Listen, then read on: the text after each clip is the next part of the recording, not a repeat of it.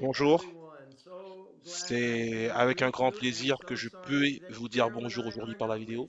Mais vraiment désolé que la sœur Carole et moi ne puissions pas être là avec vous, en espérant être bientôt avec vous et dire bonjour à tout le monde et en espérant ce temps et pour pouvoir adorer le Seigneur ensemble. Je sais que les choses ont été difficiles pour tout le monde, mais je suis content que vous soyez là.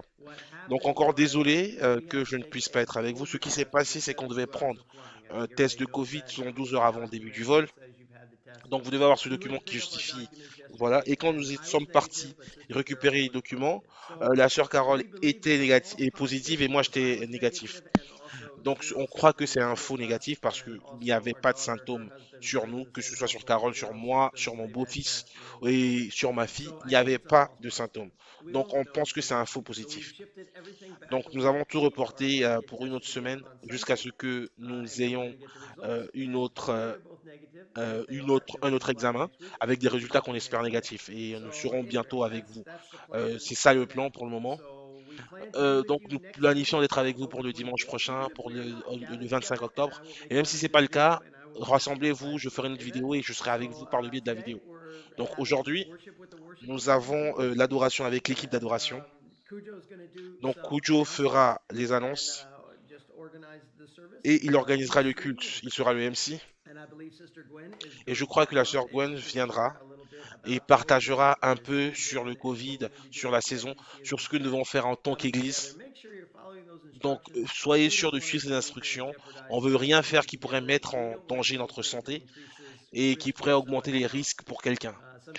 Donc, des fois, on se dit, ouais, je suis en bonne santé, je suis fort, mais pensons aussi aux autres.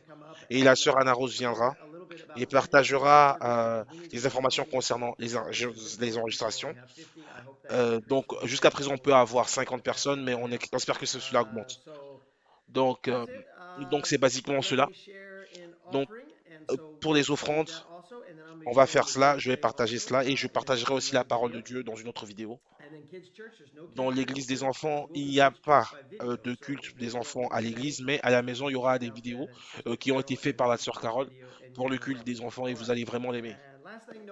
Donc, la dernière chose, c'est qu'il n'y aura pas de café bienvenu aussi. Et jusqu'à ce que nous ayons des choses qui s'organisent, qui bougent bien pour que nous puissions faire le café bienvenu.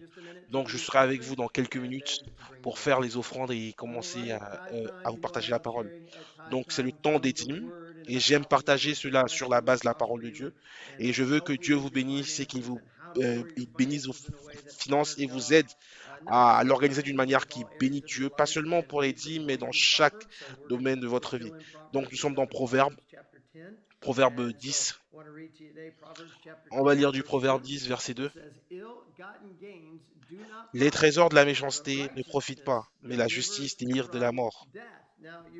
Donc, qu'est-ce que cela veut dire? Bon, avoir les trésors de la méchanceté, c'est quelque chose qu'on dit partout, mais ça veut dire c'est de faire le profit d'une manière qui n'est pas légitime, d'une manière qui est mauvaise, d'une manière qui déçoit les gens, d'une manière qui manque d'honnêteté. Donc, si vous avez, il y a bien sûr d'autres euh, traductions qui disent la même chose basiquement et qui disent aussi, qui ramènent encore ce message sur le fait que les trésors de la méchanceté ne profitent pas et que la justice délivre de la mort. Donc, vous pourrez voir dans plusieurs versions qui parlent de la même chose, du même concept, de, du fait que le bien mal acquis, en fait, ne profite pas.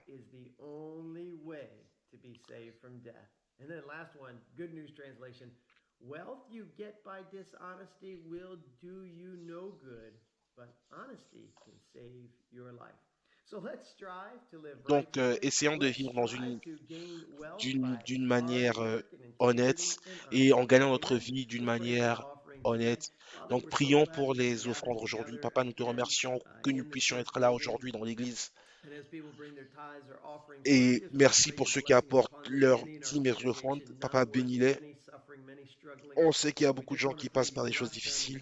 Nous prions que tu puisses les bénir et puisses les renforcer.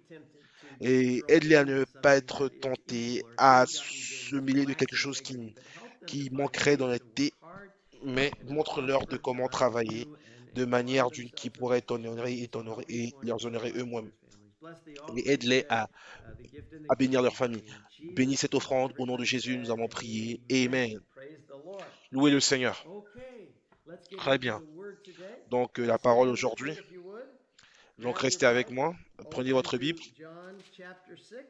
Allez dans Jean 6 et on va lire notre verset d'ouverture et prier. Jean 6, 25. Jésus, Jésus leur répondit, en vérité, je vous le dis,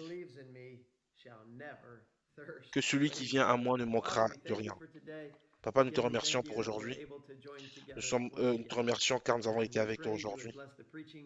Nous remercions car tu as béni ta parole et tu as béni nos cœurs pour pouvoir recevoir ta parole. Au nom de Jésus, nous avons prié. Amen. Louez le Seigneur. Veuillez vous asseoir. Le titre de notre message aujourd'hui, c'est Je suis le pain de vie. On commence une nouvelle série aujourd'hui. Le nouveau- la nouvelle série, c'est Je suis. Et le titre du message, c'est Je suis le pain de vie. On a été dans une série dans les 7 signes de Jean, dans le livre de Jean. Et si vous l'avez raté, vous pourrez voir toujours dans notre chaîne YouTube. Et ça aussi, c'est la nouvelle série, c'est dans le livre de Jean. C'est les 7 Je suis de Jésus. Et dans Jean 8, et nous avons vu, c'est quand vous irez dans Jean 8, 48, jusqu'au verset 59, les Juifs lui répondirent, n'avons pas nous raison de dire que tu es un Samaritain et que tu es un démon? Jésus répliqua, je n'ai pas de démon, mais j'honore mon Père et vous m'outragez. Je ne cherche point,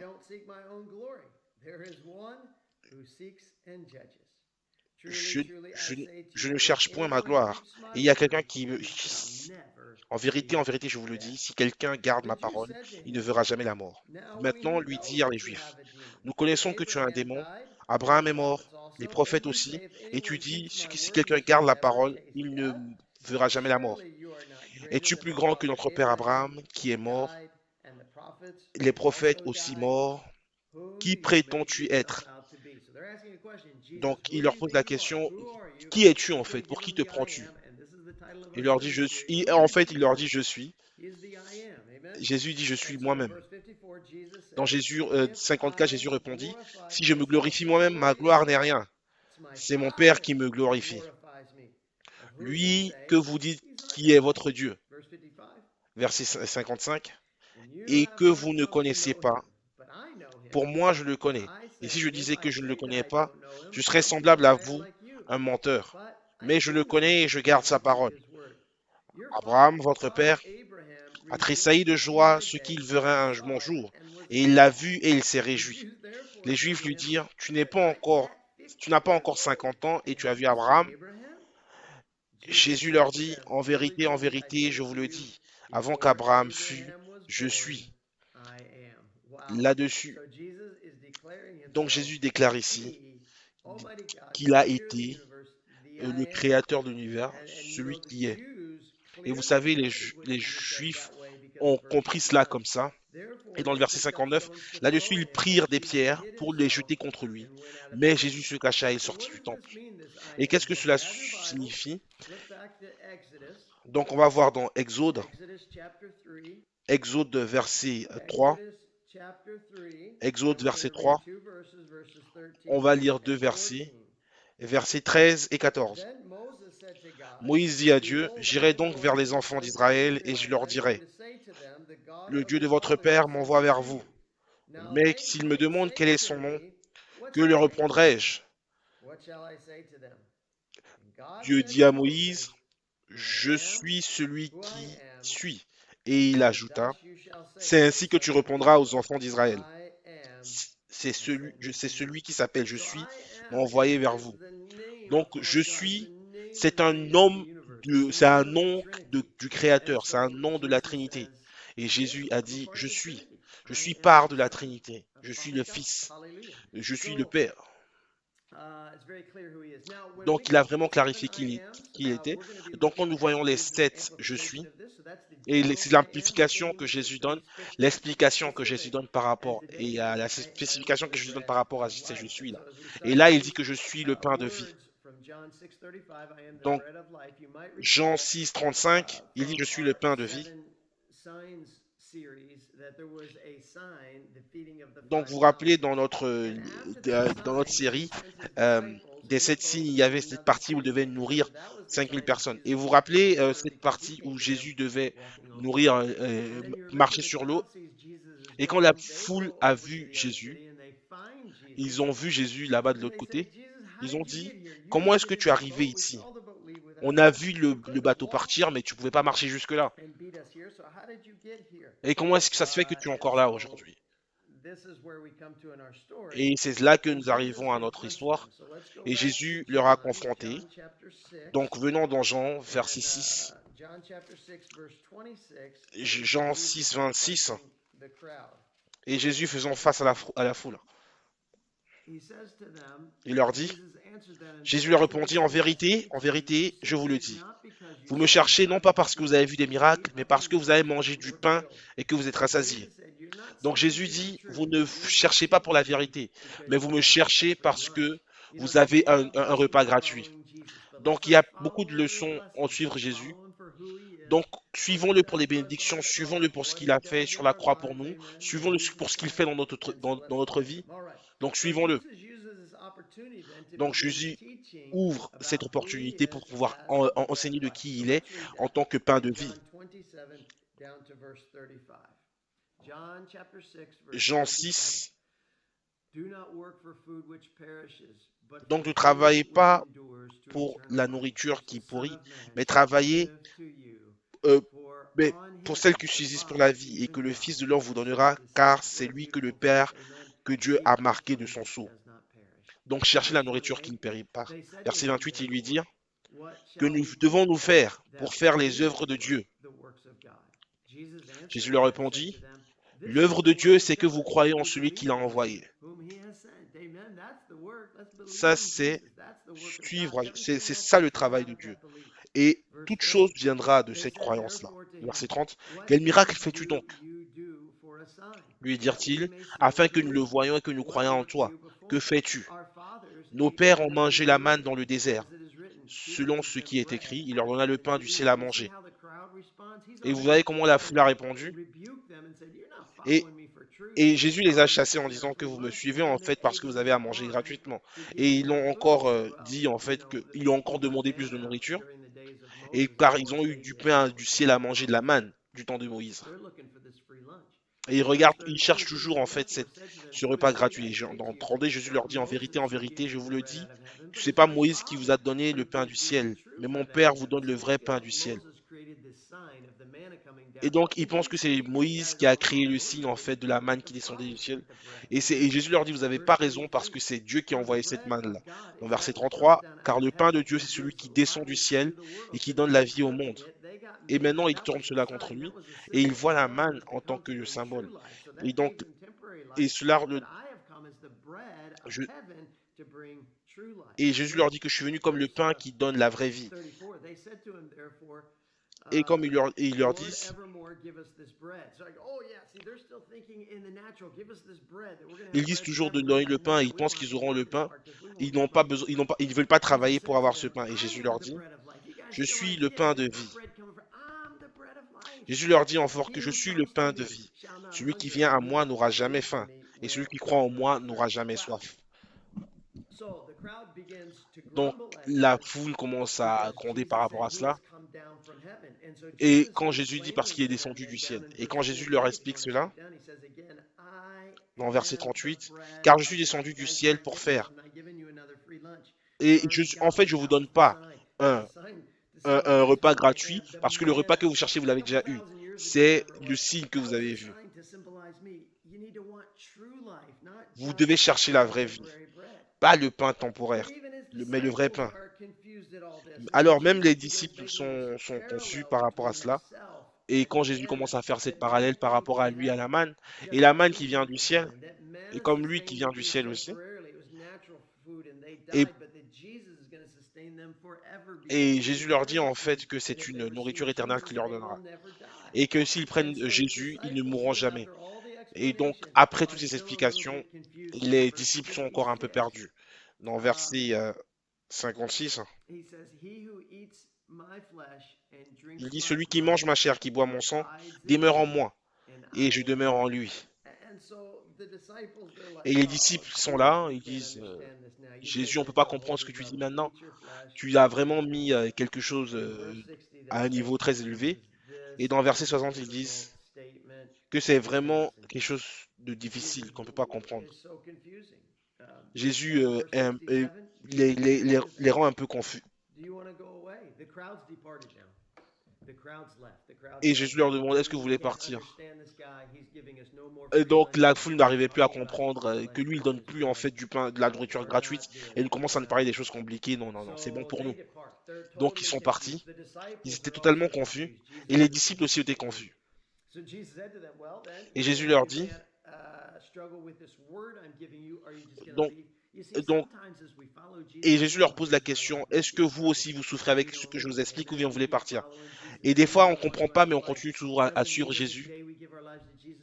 Et cela ne veut pas dire que quand Dieu rentre dans nos vies, on comprend tout de suite. Et il y aura des jours comme ça, avec où Jésus, où les disciples ont souffert. Et des trucs vraiment incompréhensibles qui se passent. Et Jésus leur pose la question, est-ce que vous allez partir? Dans verset 68, Simon-Pierre lui répondit, il a répondu à la place du groupe, il lui dit, Seigneur, à qui irions-nous? Tu as les paroles de la vie éternelle. Donc je comprends cela. Et donc ce que Pierre veut dire, ouais, en fait on est un peu comme la foule, mais c'est très com- compliqué ce que tu expliques, mais on veut bien quitter, mais tu es la parole de la vie. On a parlé en fait de comment leur foi a augmenté dans les sept signes et qu'ils sont arrivés au point où ils comprennent que Jésus est le Messie. Même s'ils ne comprennent pas, je te suis quand même. Si vous arrivez à un endroit comme ça dans votre foi, dans votre chemin avec Jésus, par rapport à des choses que vous ne comprenez pas, le Covid-19, c'est un exemple très concret. Allez-vous vous séparer du Seigneur? Pourquoi, en vous disant pourquoi Dieu a fait cela, pourquoi Dieu l'a arrêté ça? Je n'ai pas de réponse pour vous qui voulez arrêter le Seigneur, mais il a les paroles de vie. Donc, lisons le verset 68. Simon-Pierre lui répondit, Seigneur, à qui irions-nous? Tu as les paroles de la vie éternelle. Et nous avons cru et nous avons connu que tu es le Christ, le Saint de Dieu. Jésus en ce moment était vraiment confus. Il- Est-ce que vous êtes arrivé à un moment dans votre foi? Vous comprenez que Jésus est celui qui donne la parole de Dieu. Donc on le suivra. Donc j'aimerais finir aujourd'hui avec ce verset dans là où Dieu dit que celui qui mange ma chair, boit mon sang, demeure en moi. Donc si vous avez raté votre communion de la semaine passée, allez à YouTube et regardez la vidéo de notre communion de la semaine passée. Donc prenez-la cet après-midi. Donc j'aime cette parole de Jésus. C'est aujourd'hui j'ai une question à vous poser. Est-ce que vous avez donné votre vie à Jésus? Quand nous prenons la communion, c'est que nous ne mangeons pas seulement la chair, mais nous voulons symboliser que nous avons reçu Jésus. Donc, c'est un acte spirituel. Donc, de manière spirituelle, manger la chair. Et c'est que j'aime le mot que Dieu utilise, c'est demeurer. Demeurer, que celui qui demeure en moi. Et quand on dit demeurer, ça veut dire rester en quelqu'un. Et ça veut dire que Jésus aussi reste en nous. Est-ce que vous demeurez en Jésus? Je vous ai dit plein de fois, je ne veux pas seulement que vous ayez une vie de prière et que vous lisiez votre Bible et que vous priez. J'aimerais bien que tout le monde le fasse, mais si vous le faites ça seulement, c'est pas la vie chrétienne. La vie chrétienne, c'est de marcher avec Jésus. Et ce que je veux que vous fassiez, c'est de parler à Jésus tout le temps, chaque jour dans la journée, et de l'inclure dans chaque décision que vous prenez. Donc, mais pas forcément les petites, pas du style, qu'est-ce que je vais manger aujourd'hui, mais celles qui pourraient mettre votre vie dans une autre direction. Mettez Jésus, Jésus est avec vous. Vous demeurez en lui, il demeure en vous. Vous devez parler à lui tout le temps. et inclure Jésus dans chaque chose que vous Well, faites. Cujo is Donc, coming. Cujo, Come on, Cujo. Cujo, Come on up viens and close us out in et prayer aide-nous and à benediction, and finir then ces we'll moments de dismiss you. prière. Please pray for us. Donc, priez pour nous. We hope to see you next Sunday. Nous espérons Amen. vous So voir pray le for dimanche us, prochain. Priez pour nous. and yeah, have a great day and have a Et, great week in et the une Lord. excellente journée et Once une again, excellente semaine sorry au nom not de with you. Jésus. We're Encore really désolé de ne pas hoping être kind avec of vous, with you en next espérant week. bien sûr God être bless avec you. vous la semaine Bye prochaine. bye. Que Dieu vous bénisse.